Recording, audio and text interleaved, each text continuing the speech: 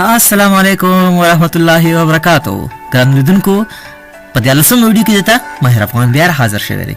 ملګرو په نن ویډیو کې به موږ داسې یو کار کوو د سیم ډي لارې به موږ بلټن اډمنسټریټر اکاونټ فالو. ملګرو موږ 3 ټایپ اکاونټ ملګرو، یو سټانډرډ دی، یو اډمنسټریټر دی او یو ګیسټ دی یا چایلډ دی. چې اډمنسټریټر فل واک لري او سټانډرډ گزارحال غوندي واک لري، او کوم چې چایلډ یا ګیسټ اکاونټ دی هغه ډیر کم کارونه کولای شي. نو اډمنسټریټر فل اکاونټ لري، هر څه کولای شي، خو موږ سره به دوه ډول اډمنسټریټر دی ملګرو. یو هغه اډمنسټریټر اکاونټ دی چې د وینډوز کولو په وخت کې موږ جوړو، یو بلټن اډمنسټریټر دی ملګرو. چې بلټن اډمنسټریټر اکاونټ څه کار کوي او څنګه یې د سیم ډي لارې موږ انیبل کو. نو راځي چې شروع کو د نن ورځې ویډیو. How to enable built-in administrator account. څنګه کولای شو دا enable کو ملګرو. کوم چې موږ سره موږ او تاسو یو اډمنسټریټر اکاونټ جوړ کړی دی، ځینې وخت کې ځینې کارونه کې هغه بند راځي، نو موږ بیا بلټن اډمنسټریټر ته ټوپ وهو. او یا که داسې وشي چې زموږ دا که چېرته موږ ملګرو بلټن اډمنسټریټر اکاونټ فعاله کړی، زموږ اډمنسټریټر اکاونټ کې کوم مشکل پېښ شي، موږ کولی شو ډېر په اسانۍ باندې بلټن اډمنسټریټر اکاونټ ته لاګین شو او خپله ډیټا بچت کو او هغه سیف کو او بل اکاونټ جوړ کو هغې ته یې واړو.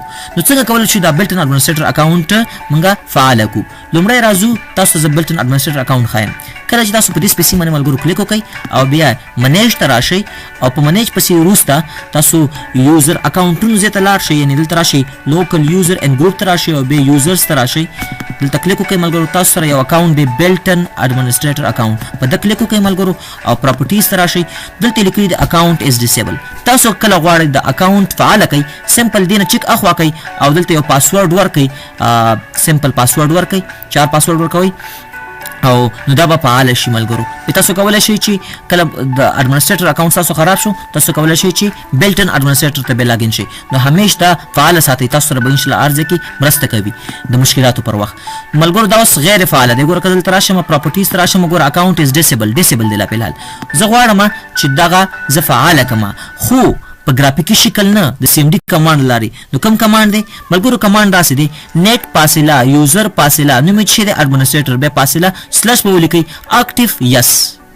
که کله غواړئ بیرته غیر فعاله کئ نیټ فاصله یوزر اډمنسټریټر بیا فاصله پسې به سلش ورکئ اکټیو نو. نو راځئ چې د سیم ډي لارې وکړو. ملګرو تاسو ته ما وښودل اوس اکاونټ ډیسیبل و، څنګه به یې انیبل کوم؟ نیټ سپیس یوزر اډمنسټریټر اډمنسټریټر چې ولیکو بیا فاصله اکټیو بیا به 2 ټکي دي او یس. ملګرو اوس بس چې زه لاړ شم وبګورم چې دغه اکاونټ به ما سره څه رقم شوی. اکاونټ از ډیسیبل نه به اوس چیک اخوا شوی، ځکه اکاونټ به اوس ما سره انیبل شوی. که زه لوکل یوزر اینډ ګروپ ته راشم او بیا یوزرز ته راشم، اوس اډمنسټریټر باندې زه کلیک کوم، پراپرټیز ته راځم. ګورئ ملګرو اکاونټ از ډیسیبل دی، نو چیک خپل اخوا شوی دی، ځکه اوس اکاونټ ما انیبل کو. اوس چې زه کله دې اکاونټ نه لاګ آوټ کېږم، نو د اکاونټونو چې کوم ځای دی هلته به ماته د بلټن اډمنسټریټر هم ښایي چې آیا ته غواړې دې ته لاګین شي. خو چې کله دا ډیسیبل بیا دې ته نه ښایي، ځکه هغه وخت کې ډیسیبل، نو ما اوس انیبل کو. اوس غواړم بیرته ډیسیبل کړم، نو څنګه به ډیسیبل کوم؟ نیټ فاصله یوزر نوم یې چې دی اډمنسټریټر او سلش به ولیکئ اکټیو، خو اکټیو پسې به 2 ټکي کېدی، اوس به نو کېدی ملګرو چې اکټیو حالت نه وباسئ. اوس که زه راشم ملګرو او دا خپل بلټن اډمنسټریټر اکاونټ وګورم، دا به اوس بیرته ډیسیبل شوی. که په دې حالتو کې زه خپل کمپیوټر له دې اکاونټه یو اکاونټ نه لاګ آوټ شم او بل اکاونټ لاګین کېږم، په دغه حالتو کې به ماته دا یوزر اکاونټ نه ښایي، ځکه دا اوس فعاله نه دی ملګرو. زه بیک لاړ شم، یوزر ته به لاړ شم، اډمنسټریټر ته به لاړ شم او زه به پراپرټیز ته راشم.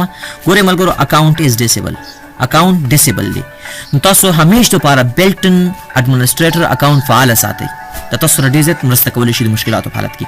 تاسو کولی شئ چې د سیم ډي کمانډو لارې هم دا فعاله کړئ او همداسې هم فعاله کړئ.